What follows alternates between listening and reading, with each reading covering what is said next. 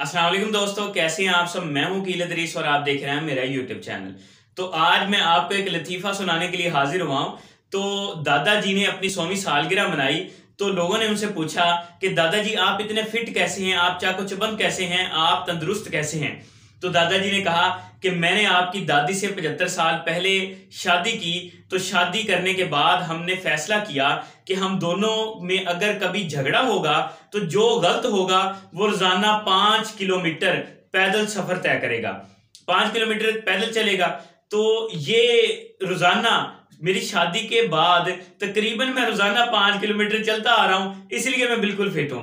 तो उन्होंने लोगों ने पूछा कि आप तो फिट पैदल चलने की वजह से हैं, मगर दादी भी बिल्कुल फिट हैं, ताकतवर हैं, तो वो कैसे हैं।